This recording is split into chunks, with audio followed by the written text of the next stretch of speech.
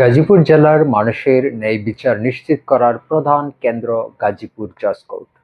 প্রতিদিন জেলার বিভিন্ন প্রান্ত থেকে শত শত মানুষ তাদের নানাবিধ দেওয়ানি ও ফৌজদারি সমস্যার সমাধানের আশায় এখানে ভিড় করেন।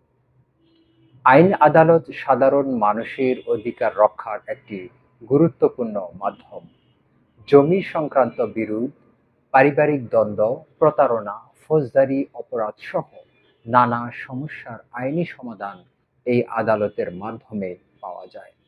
বিশেষজ্ঞদের মতে আদালতের কার্যক্রম সমাজে শৃঙ্খলা বজায় রাখতে গুরুত্বপূর্ণ ভূমিকা পালন করে এবং আইন শৃঙ্খলা পরিস্থিতি স্থিতিশীল রাখতে সহায়তা করে। তবে বাস্তবে কিছু সীমাবদ্ধতাও রয়েছে।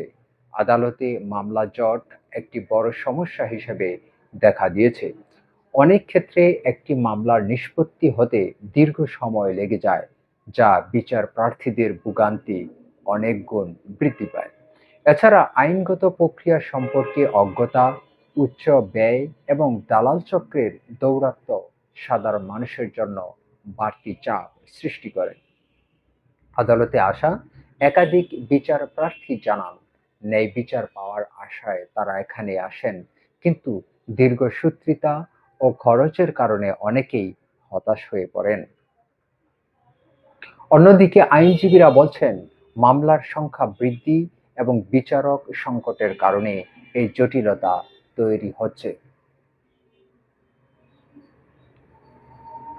এ বিষয়ে সচেতন মহলের মতে বিচার প্রক্রিয়া দ্রুততর করা, ডিজিটাল ব্যবস্থাপনা চালু করা এবং সাধারণ মানুষের আইনি সচেতনতা বৃদ্ধি করা গেলে পরিস্থিতির উন্নতি সম্ভব।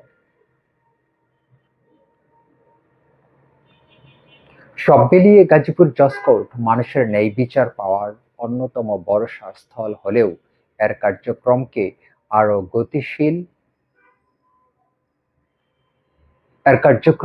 গতিশীল ও জনবান্ধব করতে প্রয়োজন সময়োপযোগী সংস্কার।